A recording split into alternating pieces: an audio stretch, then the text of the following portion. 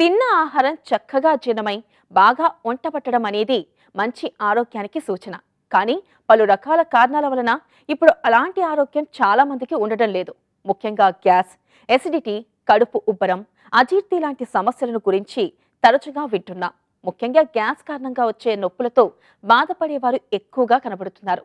మరి కడుపు ఉబ్బరం ఎందుకు వస్తుంది, దానిని ఎలా నివారించాలి అనే అంశాలను గురించి ఇప్పుడు తెలుసుకుందాం.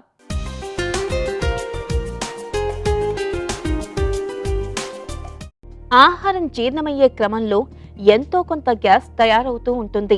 అది బయటకు వెళ్ళనప్పుడు కడుపు ఉబ్బరం సమస్య ఏర్పడుతుంది. ఆహారం తీసుకుంటున్నప్పుడు ఆహారంతో పాటు గాలి కూడా లోపలికి వెళ్లడం వలన, ఇంకా పెద్ద పేగులు ఆహారాన్ని జీర్ణం చేసే క్రమంలోనూ మన పొట్టలో గ్యాస్ ఏర్పడుతుంది. కొన్నిసార్లు శరీరం భరించలేని స్థాయిలో గ్యాస్ తయారవుతుంది, లేదా గ్యాస్ బయటకు వెళ్లలేని పరిస్థితి ఏర్పడి కొంత గ్యాస్ లోపలే ఉండిపోతుంది. అలాంటప్పుడు నొప్పి, పేగులు ముడివేసినట్టుగా బాధ ఉంటాయి, లేదా కడుపు ఉబ్బరంగా పొట్ట నిండుగా ఉన్నట్టుగా అనిపిస్తూ ఉంటుంది. గ్యాస్ సమస్య ఉన్నవారు ఎక్కువగా గాలిని మింగకుండా ఆహారం తీసుకోవాలి. అలా చేయాలంటే వేగంగా కాకుండా నిదానంగా నమిలి తినాలి. తినేటప్పుడు మాట్లాడకూడదు.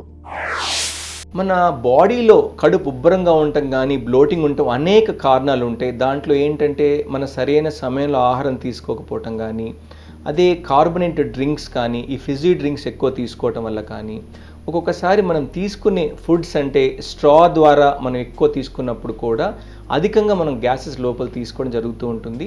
ఈ గ్యాస్ అంటే మన ఆహారం తిన్నప్పుడు కానీ, వాటర్ తీసుకున్నప్పుడు కానీ గాలి అనేది మింగటం అనేది చాలా చాలా సాధారణం. కానీ ఒక రకమైన గాలి మింగటం ఎక్కువైనప్పుడు ఈ బ్లోటింగ్ ఎక్కువగా అనిపిస్తూ ఉంటుంది.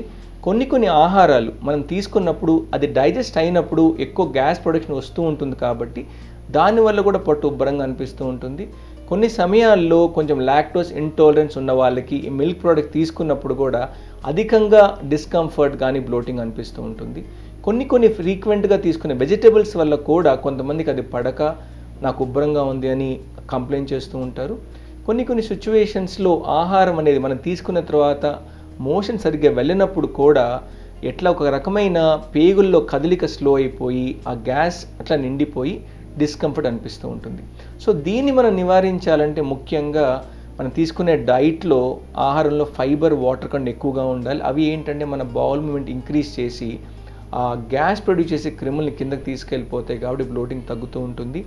ఈ ఫిజీ డ్రింక్స్ కానీ, కార్బోనేటెడ్ డ్రింక్స్ కానీ కొంచెం తక్కువగా తీసుకోవాలి. వీలైనంత వరకు కానీ ఈ స్ట్రాస్ వల్ల మనం డ్రింక్స్ తీసుకునే దానికన్నా కానీ స్ట్రాస్ అవాయిడ్ చేస్తే చాలా బెటర్గా ఉంటుంది.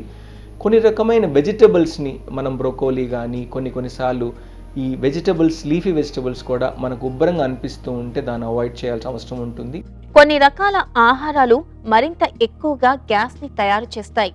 ఇలాంటి ఆహారాలను తగ్గించడం వలన గ్యాస్ సమస్యని తగ్గించుకోవచ్చు.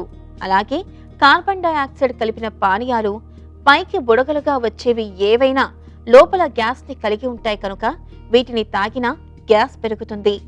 పళ్ళ రసాలు కూడా ఇలాగే కార్బోనేటెడ్ అయి ఉండటం వలన గ్యాస్ని పెంచుతాయి. గ్యాస్ సమస్యని తగ్గించుకోవాలంటే వీటిని తాకకూడదు. చోయింగ్ గమ్లు, పలు రకాల మిఠాయిల్లో కృత్రిమమైన చక్కెర ఉంటుంది. ఇవి గ్యాస్ని కలిగిస్తాయి. ఫ్రక్టోజ్ అనే రకం చక్కెర ఎక్కువగా కలిసిన కార్న్ సూప్ కూడా గ్యాస్ పెంచుతుంది.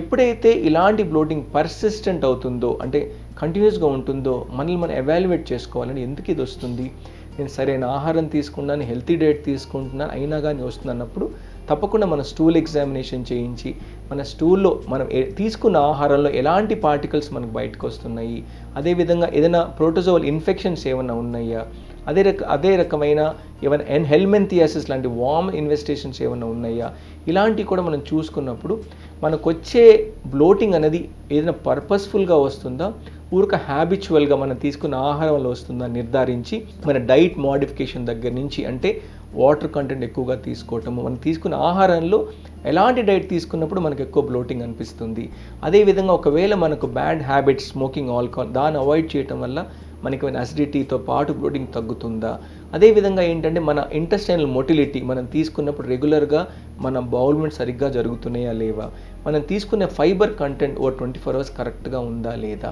ఈ విధంగా రకరకాల సిచ్యువేషన్స్లో మనం కానీ కరెక్ట్గా చూసుకున్నప్పుడు ఇలాంటి బ్లోటింగ్ని చాలా వరకు ఏంటంటే మనం నివారించవచ్చు. కొన్ని సిచ్యువేషన్స్లో అన్నీ బాగానే ఉండి స్ట్రెస్ పెరగటం వల్ల కూడా ఒక రకమైన నాకు బ్లోటింగ్ ఉందని కంప్లైంట్ చేస్తూ ఉంటారు. సరిగ్గా నిద్రపోకపోవటం వల్ల కూడా నాకు బ్లోటింగ్ ఎక్కువగా అనిపిస్తూ ఉంది అని చెప్తూ ఉంటారు. అందుకని అన్నీ కూడా ప్రతి సిచ్యువేషన్ కూడా డైజెస్ట్ సిస్టమ్స్ కాకుండా స్ట్రెస్, నిద్ర, అదేవిధంగా మనం చాలా అధికంగా ఆలోచించి వీటి వల్ల కూడా ఈ బ్లోటింగ్ వస్తూ ఉంటుంది. కాబట్టి అని స్టెప్ బై స్టెప్ మనం కానీ ట్రీట్ చేసుకున్న పరిస్థితుల్లో చాలా వరకు ఈ బ్లోటింగ్ని కంఫర్టబుల్గా ఉండటానికి మనల్ని మనం ట్యూన్ చేసుకోవటానికి ఆస్కారం ఉంటుంది.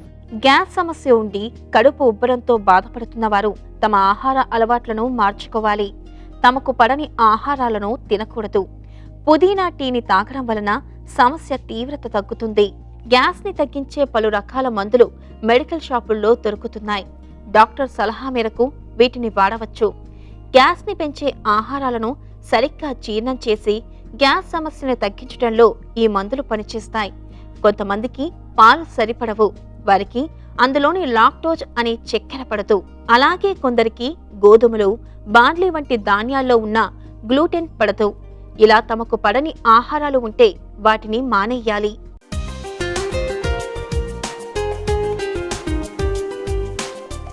గ్యాస్ వలన వచ్చే నొప్పులకు, బాధలకు సాధారణంగా మందుల షాపుల్లో లభించే మందులను వాడుతూ ఉపశమనం పొందుతూ ఉంటారు చాలా మంది. అయితే నొప్పి తీవ్రంగా ఉన్నా, రోజువారీ పనులకు భంగం కలిగించే స్థాయిలో ఉన్నా వెంటనే డాక్టర్ను సంప్రదించాలి. గ్యాస్ బాధలతో పాటు బరువు తగ్గడం, తరచుగా వికారం, వాంతులు, విరేచనాలు వంటి సమస్యలు ఉన్నా నిర్లక్ష్యం చేయకూడదు. ముఖ్యంగా కారణం తెలుసుకొని ఆహారపు అలవాట్లలో తగిన మార్పులు చేసుకుంటే మంచి ఫలితం పొందవచ్చు.